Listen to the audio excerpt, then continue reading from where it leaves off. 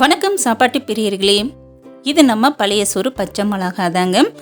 இன்றைக்கி நம்ம வீடியோவில் முருங்கைக்கீரை குழம்பு கொஞ்சம் வித்தியாசமான முறையில் எப்படி பண்ணுறதுன்னு பார்க்க போகிறோம். இந்த குழம்பு பண்ணுறதுக்கு முருங்கைக்கீரையை வேக வச்சு வடித்து அந்த தண்ணியில் தான் நம்ம ரெடி பண்ண போகிறோம். வழக்கமான முறையில் செய்கிற குழம்பு மாதிரி இல்லாமல் இது கொஞ்சம் வித்தியாசமாகவும் அதே சேம் நல்ல டேஸ்ட்டாகவும் இருக்கும். இப்போ இந்த குழம்பு பண்ணுறதுக்கு என்னென்ன பொருட்கள் தேவைன்னு பார்க்கலாம். முருங்கைக்கீரை குழம்பு பண்ணுறதுக்கு 50 சின்ன வெங்காயம் எடுத்திருக்கேன்.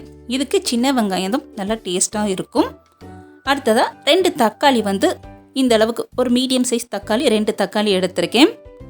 அடுத்ததாக 1 டேபிள் ஸ்பூன் சீரகம் எடுத்து வச்சுருக்கேன். அடுத்து 2 துண்டு தேங்காய் எடுத்திருக்கேன். இந்த அளவுக்கு தேங்காய் எடுத்துக்கோங்க. அப்புறம் காரத்துக்கு 6 காஞ்ச மிளகாய் வத்தல் எடுத்திருக்கேன். உங்களுக்கு காரம் பிடிக்கும்னு சொன்னால் இன்னும் ஒரு வத்தல் கூட ஜாஸ்தியாக வச்சு அரைச்சிக்கலாம். அடுத்து இந்த குழம்புக்கு டேஸ்ட் கொடுக்க போகிறதே இந்த முருங்கைக்கீரை தண்ணி தான்.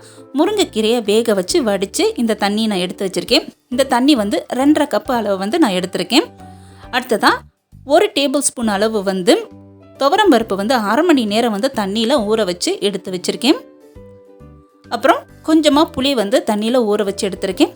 புளி இந்த அளவுக்கு சின்ன நெல்லிக்காய் சைஸ் புளியை தண்ணியில் ஊற வச்சு எடுத்திருக்கேன். முருங்கைக்கீரை குழம்பு பண்ணுறதுக்கு தேவையான பொருட்கள் இதுதான். இப்போ குழம்பு எப்படி ரெடி பண்ணுறதுன்னு பார்க்கலாம்.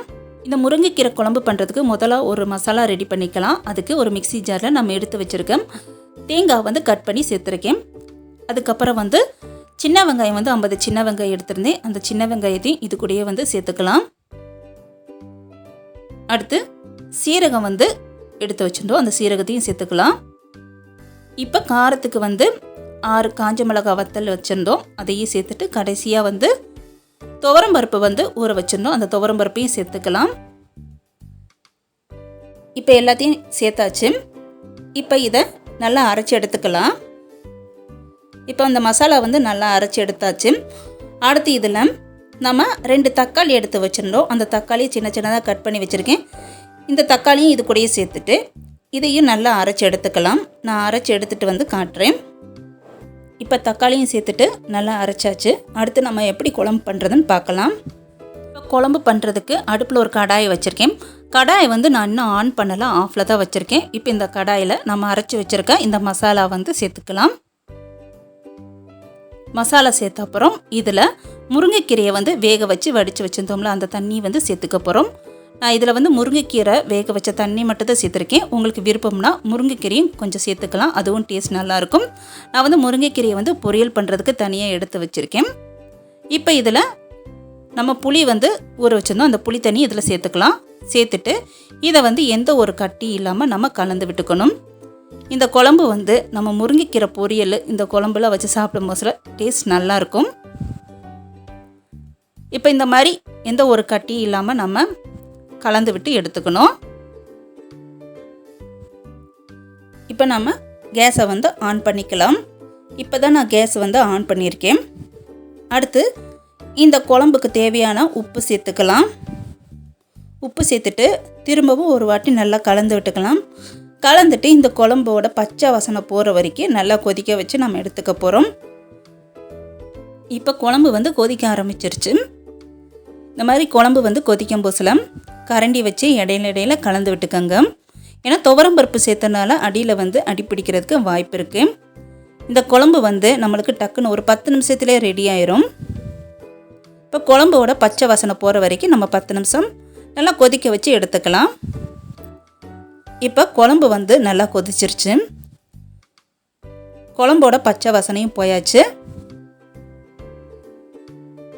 இப்போ இந்த குழம்பு நம்ம ஆஃப் பண்ணிடலாம். ஆஃப் பண்ணிவிட்டு இந்த குழம்புக்கு தேவையான தாளிப்பு தாளித்து சேர்த்துக்கலாம்.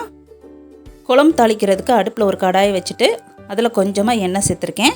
இப்போ எண்ணெய் சூடானோன்னா அதில் கொஞ்சம் கடுகு உளுந்தம்பருப்பு சேர்த்துக்கலாம். இப்போ கடுகு உளுந்தெல்லாம் நல்லா பொரிஞ்சிருச்சு. அடுத்து இதில் கொஞ்சமாக வெங்காயத்தை கட் பண்ணி சேர்த்துருக்கேன். இப்போ வெங்காயத்தை நல்லா வதக்கி விட்டுக்கலாம். இப்போ வெங்காயம் ஓரளவுக்கு வதங்கிருச்சு. அடுத்து இதில் கொஞ்சமாக கருவேப்பிலை சேர்த்துக்க போகிறேன். கருவேப்பிலையும் சேர்த்துட்டு இது எல்லாத்தையும் நல்லா வதக்கி விட்டுக்கலாம். இப்போ வெங்காயம் கருவேப்பிலையெல்லாம் நல்லா வதங்கிருச்சு. இதை நம்ம குழம்புல எடுத்து மாற்றி கொட்டிக்கலாம். இப்போ நம்ம வதக்கி வச்சுருக்க அந்த வெங்காயம் கருவேப்பிலையெல்லாம் வந்து குழம்புல வந்து சேர்த்துடலாம். இப்போ இது எல்லாத்தையும் சேர்த்தப்புறம் எல்லாத்தையும் ஒரு வாட்டி நல்லா கலந்து விட்டுக்கோங்க. இப்போ முருங்கைக்கீரை குழம்பு நம்மளுக்கு ரெடி ஆயிடுச்சு.